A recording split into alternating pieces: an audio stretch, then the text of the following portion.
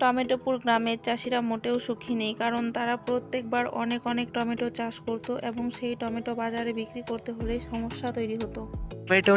Tomato নিয়ে যাও, অনেক সস্তা টমেটো, অনেক কম দামে দিয়ে দিব। ভাই ভাই, আলু কত করে দিচ্ছ? আলু 50 টাকা কেজি, তার সাথে আমরা 1 কেজি টমেটো ফ্রি দিচ্ছি, কোনো টাকা লাগবে না তার জন্য। আমি টমেটো নেব না, এই গ্রামে টমেটো গরুতেও খায় না, তোমার টমেটো তুমি খাও। তুমি বরঞ্চ আমাকে আলুটাই দিয়ে দাও, আর কিছু লাগবে না। এইভাবে প্রত্যেক বছর চাষিরা টমেটো চাষ করে বিপুল পরিমাণে আর্থিক লোকসানের সম্মুখীন হতো। এরপর একদিন চাষিরা এক জায়গায় জমায়েত হলো এবং তাদের মধ্যে রামু বলে উঠল, বন্ধুরা, আমরা প্রত্যেক বছর তো টমেটো চাষ করি, কিন্তু সেই টমেটো তো বাজারে বিক্রি করার মতন উপায়ই থাকে না। তাই এবার কি করা যায় একটু বলো তো সবাই। এইভাবে যদি চলতে থাকে তাহলে আমরা সবাই ভিখারি হয়ে যাব। বলি কি, এইবার আমরা আর টমেটো চাষ করব না, তার বদলে আমরা অন্য কিছু চাষ করব যার বাজারে চাহিদা রয়েছে। কিন্তু কি চাষ করা যায় বলো তো? আমরা বরঞ্চ এবার শিমলা মরিচের চাষ করি, বাজারে শিমলা মরিচের অনেক দাম রয়েছে। হ্যাঁ, এইবার আমরা সিমলা মরিচেরই চাষ করব, আর অন্য কোনো কিছুর চাষ করব না। এইভাবেই সকল চাষি সিদ্ধান্ত নিল তারা এই বছর শিমলা মরিচের চাষ করবে। তাদের মধ্যে রতন বলে একজন চাষি ছিল, যে কিছু বলল না, চুপ করে সব শুনছিল। রতন বাড়িতে এসেও কোনো কিছু বলল না, চুপ করে কি যেন ভাবছিল। এই দেখে তার স্ত্রী তাকে বলল, কি হয়েছে তোমার, ভাত খাচ্ছ না কেন? তাড়াতাড়ি খেয়ে নাও। কি আর ভাববো বলো, প্রত্যেক বছর এইভাবে টমেটো চাষ করে লোকসান হলে তো আমরা পথের ভিখারি হয়ে যাব। ওদেরকে হাতে বাটি নিয়ে রাস্তায় রাস্তায় ঘুরতে হবে। এই সব ভেবে বাকি চাষিরাও সিদ্ধান্ত নিয়েছে এইবার থেকে তারা আর টমেটো চাষ করবে না, বরং তারা শিমলা মরিচের চাষ করবে। কিন্তু আমি ভাবছি, শিমলা মরিচ চাষ করেও যদি এমনটাই হয় তাহলে কেমন হবে বলো তো? তাহলে তো আমাকে পানা পুকুরে ডুবে মরতে হবে। তুমি বরঞ্চ এবারও টমেটো চাষ করো, কারণ সবাই লঙ্কা চাষ করছে।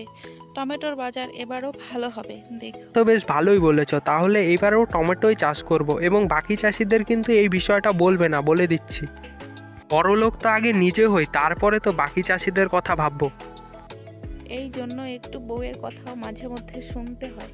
বেশ কয়েক মাস কেটে যায়, রতনের টমেটো ও বাকিদের শিমলা মরিচ তোলারও সময় হয়ে যায়, এবং রতন একদিন শিমলা মরিচের খেতে গিয়ে বলতে লাগলো, শিমলা মরিচ তো বেশ ভালোই হয়েছে, কিন্তু দাম কি পাবে? এত পরিমাণে চাষ করেছে এরা। রতন কথা বলছিল, সেই সময় সেখানে দুজন চাষি আসলো এবং রতনকে দেখে বলল, কি ভাই, আমাদের শিমলা মরিচ দেখে তুমি জ্বলছো নাকি? তুমি তো আবার শুনলাম টমেটো চাষ করেছো, আমাদের কথা তো শুনলেই না। দেখবে এইবারও টমেটো চাষ করে তুমি কেমন বাসটা খাও, এবং তখন বলতে এসো না যেন যে আমি তোমাকে আগে সাবধান করিনি। কি আর বলবো ভাই, এখন যা হয়েছে হতে দাও, সময় আসলেই দেখা যাবে কে বাস খাবে আর কে মিষ্টি খাবে। ওইদিকে আবার রতনের টমেটো তোলার জন্য উপযুক্ত হয়ে উঠেছিল। রতন ও বাকি চাষিরা টমেটো ও শিমলা মরিচ তুলে বাজারে নিয়ে গেল বিক্রি করার জন্য। বাজারে শিমলা মরিচ ছিল অনেক, কিন্তু টমেটো একদমই ছিল না। শুধুমাত্র সেই গ্রামের রতনই একমাত্র ছিল যে টমেটো চাষ করেছিল। এরপর সেখানে একজন বড় পাইকার আসলো এবং রতনের কাছ থেকে সব টমেটো কিনে নিল। বাকি টমেটোর জন্য অনেক অগ্রিম টাকাও পেল রতন। এই দেখে বাকি চাষিরা বলল, এই রতন তো টমেটো চাষ করে বড়লোক হয়ে গেল, আর আমরা শিমলা মরিচ চাষ করেও কোনো কিছু হলো না। এরপর সকল চাষি রতনের কাছে গেল ও বলল, রতন, তুমি কিভাবে জানতে পারলে যে এই বছর টমেটোর দাম থাকবে?